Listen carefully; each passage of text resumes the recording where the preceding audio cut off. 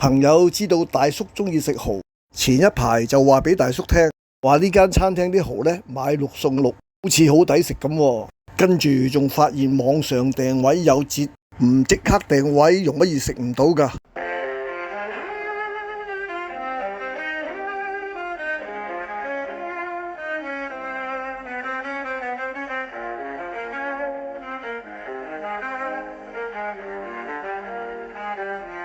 去到門口見到呢個廣告嘅真身，果然係買6送6，似似地嘅法國凱旋門，平民版嘅宮廷水晶吊燈，牆上嘅假浮雕同埋勾勾地嘅鏡框，睇得出佢係好努力咁樣，希望為大家提供一種身處歐洲嘅感覺。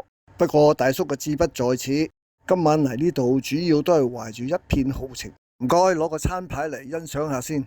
生蠔含有豐富嘅鋅元素，可以增加男性荷爾蒙嘅分泌。如果旺盛得滯，囉囉攣成晚瞓唔着，咁就無謂啦。今晚我哋4個人決定咗叫一個2人餐，然後靈活咁樣再加其他食物。我哋就先揀咗呢個688嘅牛扒晚餐。記得以前有一個廣告，佢話有得揀先至係老闆，揀呢個餐呢，就過足老闆癮啦。個湯你可以揀飲好啲，只係加38至到48蚊。作為主菜嘅牛扒，2個人8安士就當然係唔夠啦。你又可以揀食大塊啲，要多4安士，只係加咗68蚊啫。餐單上係有甜品，但係亦都有寫明要加58蚊。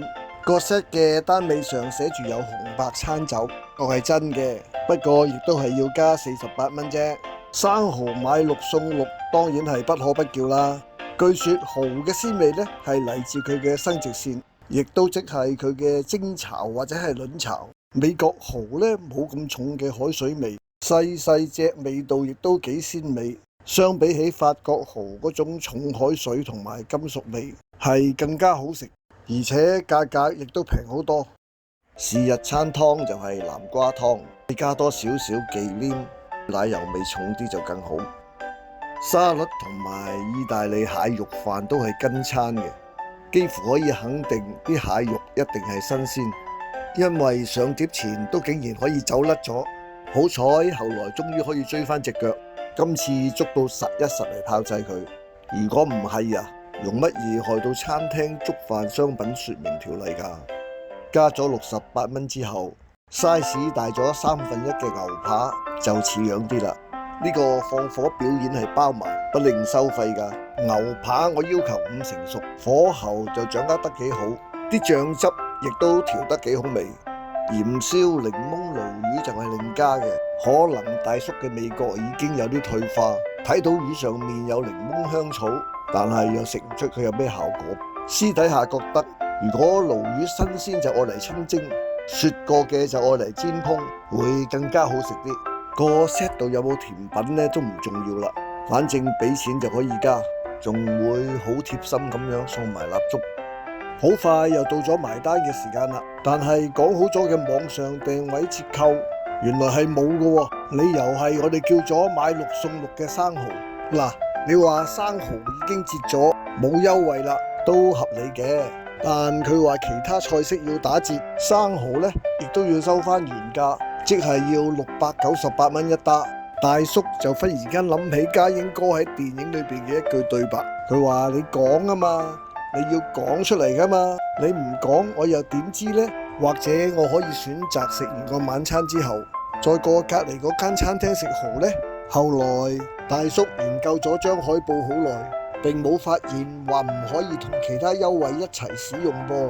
咁樣到底係 OpenRice 啊，抑或係餐廳搞錯咗呢？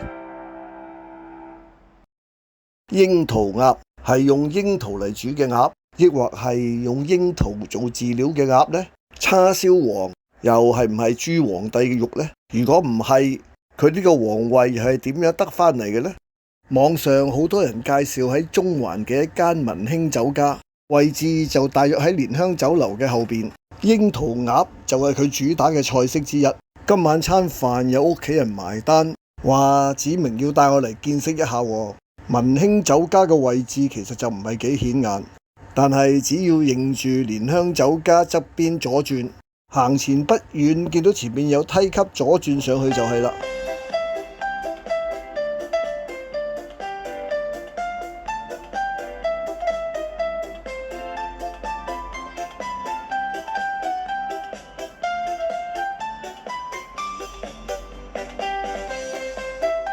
間酒家嘅裝修就比較平實，但又唔係一眼睇得晒噃。據講裏面仲有間房嘅，唔想傷腦筋就最好揀套餐啦。嗱，佢明明有晚市4人套餐嘅噃，可能個伙計憑經驗就知道我哋唔夠食，索性就話俾我哋聽冇啦。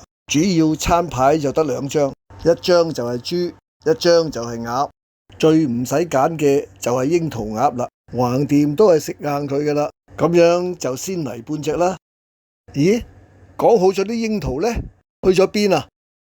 哦，經過了解之後，原來係啲鴨嚟自英國嘅櫻桃谷牧場，據說係由北京鴨改良咗啲鴨種，令到佢啲油脂少咗，肉質又更加細嫩。現今櫻桃鴨已經係世界上最大嘅鴨肉品牌啦。佢嘅肉質確係幾嫩滑，肥膏亦都唔多。不過食嘅時候一定要點啲佢跟上嘅醬油。大叔俾佢嘅評語就係口感甚佳，但係味道就一般啫。跟住就係王者登場啦！呢嚿青黃嘅叉燒上面仲插住代表佢哋酒樓嘅一支鴨旗，對呢嚿叉燒真係俾足信心㗎。一般我哋食叉燒就比較喜歡半肥瘦，因為全瘦嘅都比較鞋口。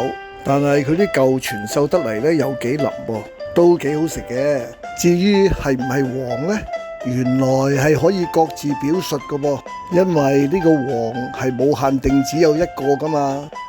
薑蔥蠔呢就夠晒新鮮熱辣，個頭大亦都保留到飽滿嘅狀態，應該係經過酒友嘅程序，入口嘅時候外皮仲有少少酥脆，係今晚大叔最欣賞嘅一道菜啦。呢碟就係陳皮蒸龍躉，夾雜龍躉嚟蒸嘅呢，仲有南瓜，係唔係可以令龍躉吸收南瓜嘅甜味呢？大叔嘅味覺遲鈍啲，就感受唔到啦。龍躉就真係新鮮彈牙嘅，份量亦都足夠。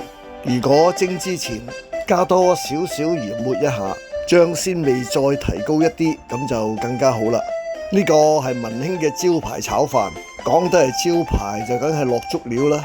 喺上邊扭動嘅木魚片下邊有蝦啦、魷魚粒、蝦乾、帶子，仲有啲應該係螺頭粒。重本嘅就仲有幾件花膠，不過叫得炒飯都係乾身啲比較好。呢個似乎係鮑汁炆飯多啲，大叔就覺得有啲嘥料啦。有雞腳嘅呢個湯呢，就係猴頭菇燉雞；冇雞腳呢個呢，就係海底椰燉五指毛肚。呢個湯有獨特嘅香味，係唔係有關五指毛肚？大叔就唔識分啦。鹹魚蓉炒時蔬，鹹魚蓉就太少啦，感覺上就係一碟清炒白菜而已。今次屋企人為大叔準備咗生日蛋糕，為咗留翻個肚對付佢，一下就唔記得咗呢兩碟餐前小食添。